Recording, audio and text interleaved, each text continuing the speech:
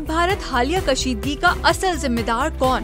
पाकिस्तान गाँव से क्रिकेट और भारत गाँव से गिरगिट कैसे बना? सीनियर सहाफी और तज्जियानिकार सुहेल वड़ाइच ने जंग में अपने कॉलम में गहरा तज्जिया कर दिया। सुहेल वड़ाइच लिखते हैं कि पाक भारत हालिया कशमकश में क्रिकेट और गिरगिट जैसे दोनों रवैये नजर आए।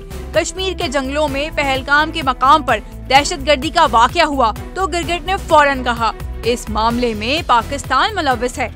पाकिस्तान ने क्रिकेट खेली और कहा वो शफाफ बैनुल अक़वामी इंक्वायरी करवाने के लिए तैयार है। भारत ना माना और पाकिस्तान पर हमले शुरू कर दिए। इस दौरान दुनिया के कई ममालिक ने अपने तौर पर पहलगाम वाक़े की गैर जानिबदाराना इंक्वायरी करवाई। अंदरूनी खबर ये है कि बैनुल अक़वामी इंक्वायरी में जिम्मेदारी पाकिस्तान पर नहीं पड़ी बल्कि इसका जिम्मेदार कोई और निकला है।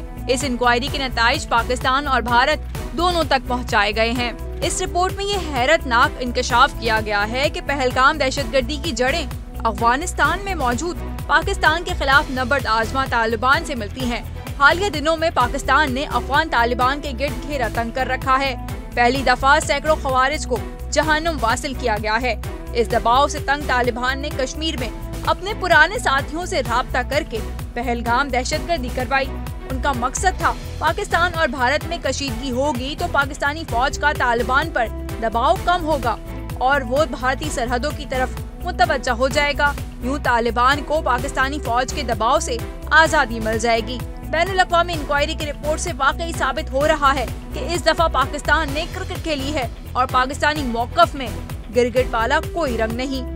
अलबत्ता इस दफा भारतीय मोदी गिरगिट वाले रंग बदल रहे हैं। वो क्रिकेट नहीं खेल रहे, सरासर नो बॉल करवा रहे हैं। रिपोर्ट के आने के बाद से पहलगाम दहशतगर्दी के किरदार ही बदल गए हैं और नतीजा ये निकला है कि दरअसल पहलगाम वाकया पाकिस्तान और भारत के दरमियान लड़ाई की एक कोशिश थी जिसका फायदा तालिबान को मिलना था। मगर इंक्वायरी के बाद से बैरूनी ममालिक की सोच बदल गई है। इस बड़े इंकशाफ ने जंग को टालने और सीज फायर की तरफ बढ़ने में मदद दी है। ऐसे मौके पर फिर से क्रिकेट और गिरगिट के मुतजाद रवैयों का सामना करना होगा। पाकिस्तान और भारत की लड़ाइयों पर नजर डालें तो इन लड़ाइयों में क्रिकेट का रंग कम और गिरगिट के रंग ज्यादा होते हैं।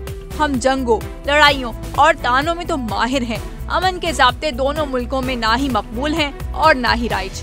गैर जानिबदार हलकों में ये तासर कम हुआ है कि पाकिस्तान और भारत की जंग में पाकिस्तान फतहयाब हो गया है। अब सवाल ये है कि पाकिस्तान इस फतह को कायम कैसे रखे। क्या हम भी भारतीय मीडिया की तरह भड़के मारे, हमारी टीवी स्क्रीनें भी नफरत में चिंगाड़े?